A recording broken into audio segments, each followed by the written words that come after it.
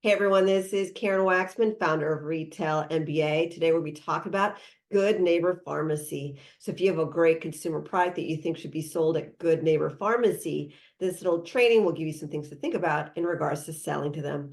With that said, let's get started on today's training. Let's talk about Good Neighbor Pharmacy. It is a retailer that not a lot of people know about. It's definitely a regional chain, and it is someone who has a personal healthcare product or someone who has products that are localized for health or being or beauty. Good Neighbor Pharmacy would be a great retailer to focus on. Some of the reasons why I do these videos is just to remind you about retailers you might not ever think about. In regards to Good Neighbor Pharmacy, they basically are a little bit smaller. They're similar to CVS or Rite Aid, and really it's the same type of product. So if you have a great product that's a supplement, perfect retailer to consider. Again, some electronics, health brands, and so forth.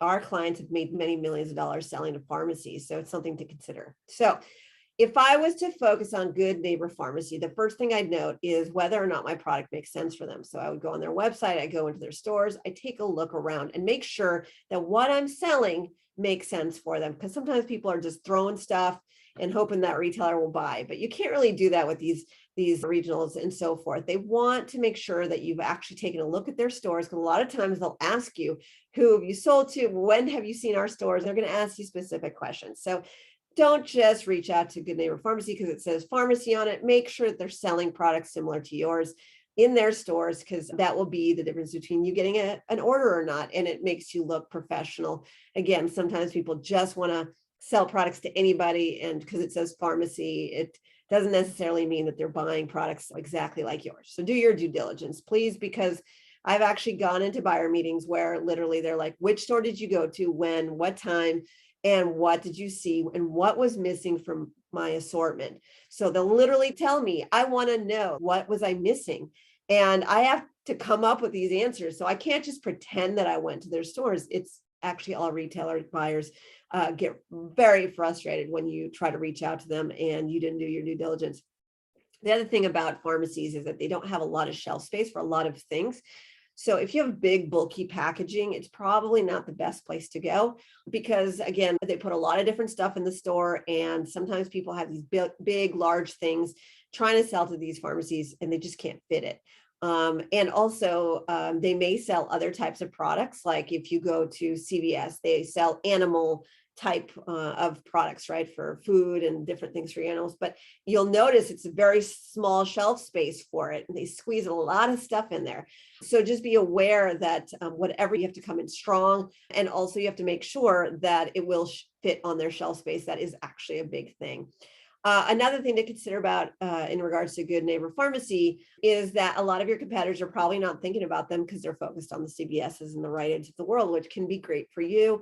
Definitely, usually what I teach people to do is to go away from your competition, find other retailers who could buy your product, and then consider going back to CVS and Rite Aid and all the other ones once you get those orders, because it shows proof that people like your product. And the final thing to consider in regards to Good Neighbor Pharmacy is that your pricing needs to be aligned very closely to what they already have in stores. This is something that a lot of people don't think about. If you go to that store and that product similar to yours are say $19.97, you need to be right around there. They don't play around with their pricing as much as say other retailers. The reason I say this, say you have a supplement product, this is really important. The supplement probably is great, and it probably is doing well online or whatever it is if you're trying to go after stores. But what if you're selling a 50-ounce package online and is doing really well, but they at Good Neighbor Pharmacy is selling the same product with a much cheaper and a lot less quantity in it? That's actually something to consider. You might have to actually sell them a product with the same ounce size or whatever. The reason I say this is because what happens with these pharmacies is because they have limited space, they're telling you how many tablets you need to have or whatever in that containment unit already in stores, and you need to have the pricing associated with it. So say your price is way off, maybe your packaging and the quantity of products within your product in your packaging is the problem. So maybe if you create new packaging and new product and a lot less of a size for that pharmacy, they might actually be able to buy it from you. The reason I say this is when it comes to supplements, one of the things that you have to think about is if they are selling a product that has 100 tablets in it, but you sell one that's 500 tablets, but their pricing is different than yours. And essentially, you might need to create packaging for the 100 tablets, is what I'm saying, to be able to get a buyer to pay attention to you, because they essentially have done a lot of research and figured out that this type of product probably fits the best. Now, there are exceptions to the rule. They might want to go for a bigger packaging with a lot more product. If you have really great pricing, there's obviously exceptions. But I hope you get my point. My point is that don't assume that because your pricing is crazy different than in stores, that the actual quantity and volume the client is receiving is equivalent to what you're selling online. Do your due diligence and understand that, and maybe you might actually get a change to order, and do that for other stores. Don't just change your packaging just because of one retailer.